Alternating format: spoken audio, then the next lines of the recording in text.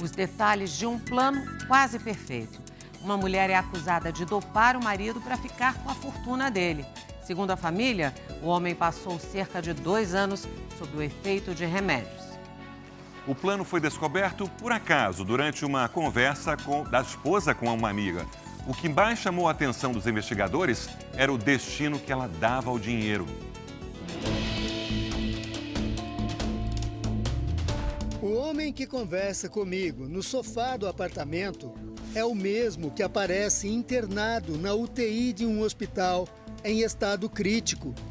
Entre uma imagem e outra, 2 anos se passaram.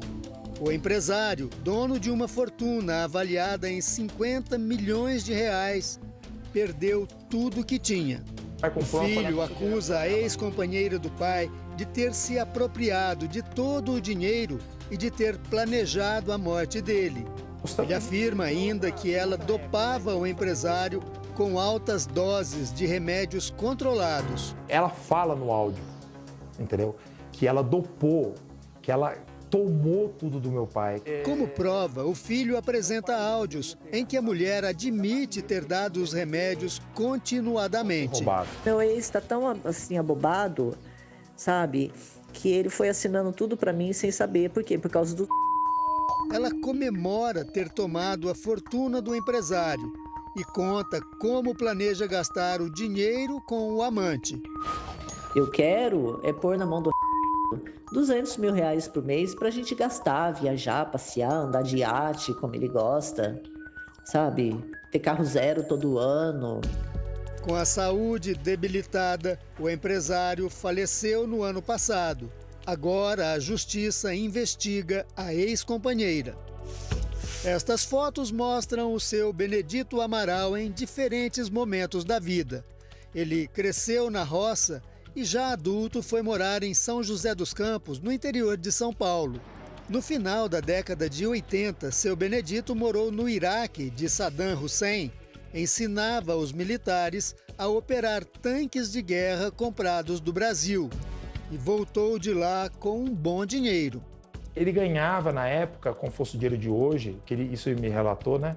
Que era na faixa de 15 a 20 mil reais.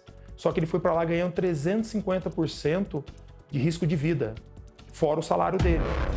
De volta, seu Benedito abriu uma loja de compra e venda de carros e também investia em imóveis, terrenos, prédios, fazendas. Benedito Amaral se tornou um homem milionário. No começo da década de 90, o seu Benedito começou a se relacionar com uma prima dele em primeiro grau e 24 anos mais nova. Este relacionamento durou 27 anos. Quando terminou, o seu Benedito não tinha mais nada no nome dele. Toda a fortuna, avaliada em 50 milhões de reais, havia sido transferida para o nome da ex-companheira. A prima, que se tornou amante e companheira, é Elimara de Carvalho, que hoje tem 55 anos. A mãe dela, Aparecida Amaral, é irmã da mãe de Benedito, Maria Amaral. Em São José dos Campos, Elimara é vista como uma empresária bem-sucedida. Frequenta academias, gosta de postar fotos em redes sociais e vive uma vida tranquila. Ou melhor, vivia, até ser acusada de planejar a morte do ex-companheiro. Hoje ela está denunciada por tentativa de homicídio com 2 qualificadoras e está por uso de documento falso.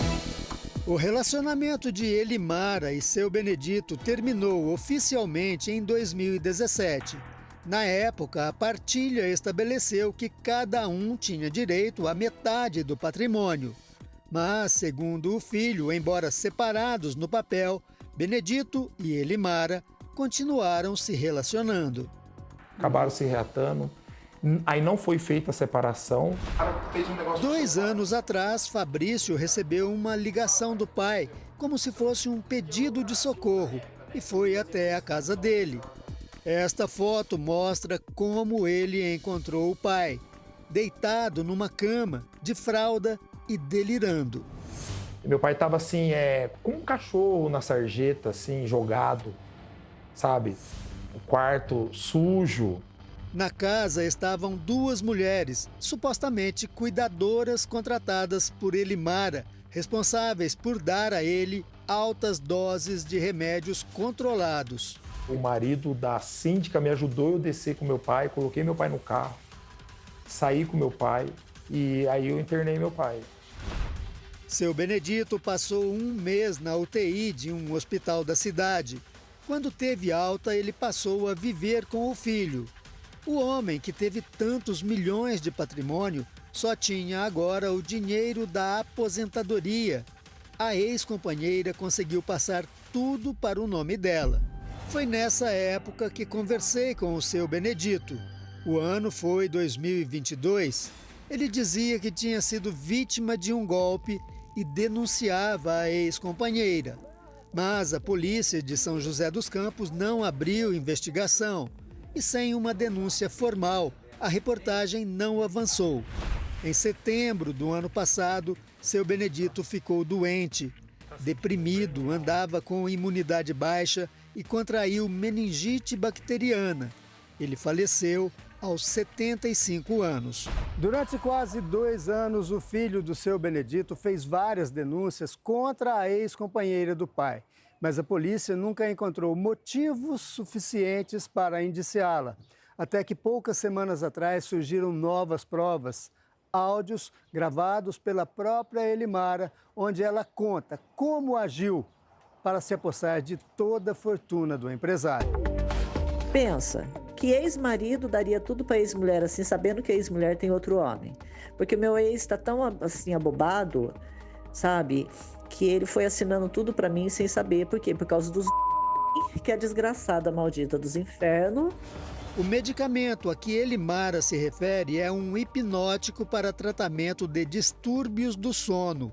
Em altas doses, pode provocar desorientação, amnésia temporária e, em casos extremos, delírios e convulsões. E ele, associados a outros tipos de medicações depressoras do sistema nervoso central, depressoras da respiração, pode levar à morte. Nos áudios enviados a essa mulher, Elimara se refere aos efeitos do medicamento no seu Benedito. Meu ex, assim, é bobado. Tanto é que eu tomei todo o dinheiro do meu ex. Como que você acha que eu consegui tomar o dinheiro do meu ex? Como? Ela conta como fazia para que o empresário, sob efeito dos medicamentos, assinasse alguns contratos. E vou pedir para ele assinar o contrato. Ele já não está nem escrevendo, mas eu levo ele no cartório e ele reconhece a firma dele, porque ele já não está nem conseguindo escrever mais. Ele já dá uns rabisquinhos só. Neste trecho, a empresária diz que durante muito tempo foi agredida Benedito Amaral. Mas ele me jogava no chão, esfregava minha cara assim no chão, me dava chute. E eu era frágil. Eu era novinha. Afirma que fez tudo por vingança. Tanto é que se eu não tivesse raiva dele, eu não tiraria tudo que eu tirei dele. Eu tirei com gosto e quero tirar o resto. E diz que até deseja a morte do empresário. O meu ex-marido tá quase morto, mas o desgraçado não morre logo, sabe? A mulher que recebeu as mensagens se transformou em testemunha protegida, por isso não pode ser identificada. Nessa entrevista exclusiva, ela explica por que Elimara mandou as mensagens. Eu acredito que por ela me ver como amiga, a maior parte das vezes de ligação, ela falava e eu ouvia. A testemunha protegida diz que depois da morte de seu Benedito Amaral, resolveu repassar as mensagens para a família do empresário. Eu achava que era um dever meu fazer alguma coisa com isso. Ela conta que depois das denúncias foi ameaçada por Elimara. Ela me ameaçou falando que ela não ia me matar, que ela ia cortar a minha mão, me cegar e cortar minha língua, para que eu não pudesse falar, não pudesse escrever e não pudesse mais ver nada, e que eu vivesse nessa eterna tortura. Hoje, ela mudou de hábitos e de endereço. Eu sei que a vida do seu Amaral, ela foi ceifada. E eu sei que se ela ficar impune, a próxima pessoa que pode vir a sumir, seja eu. Os advogados da família de Benedito Amaral também conseguiram um laudo médico que comprovava a presença de psicotrópicos no organismo do empresário. Com esses documentos, o Ministério Público de São José dos Campos denunciou Elimara de Carvalho por tentativa de homicídio. Hoje, ela está sendo citada para responder no crime do Tribunal do Júri, onde ela vai ter a oportunidade de se defender e tentar não ser pronunciada, mas isso, evidentemente, não vai acontecer, porque as provas hoje são contundentes. Elimara concordou em gravar a entrevista, mas desistiu poucas horas antes do horário marcado. O advogado dela diz que a inocência da empresária será provada nos moldes da própria prova dos autos. Os promotores do caso enviaram nota informando que preferem não se manifestar nesse momento. O delegado que investiga as denúncias também não quis gravar a entrevista. Agora cabe à Justiça decidir o que vai acontecer com os personagens desta história e com o patrimônio milionário acumulado por Benedito Amaral. Porque uma coisa eu posso afirmar para você com toda certeza, meu pai, ele ia passar dos 90 anos. Pela causa natural, não se ele fosse atropelo, não, mas meu pai não tinha nem pressão alta. Meu pai não tomava remédio para pressão, não tomava nada. Todos esses remédios aí foi ministrado por ela. Ela colocou esses remédios na vida do meu pai.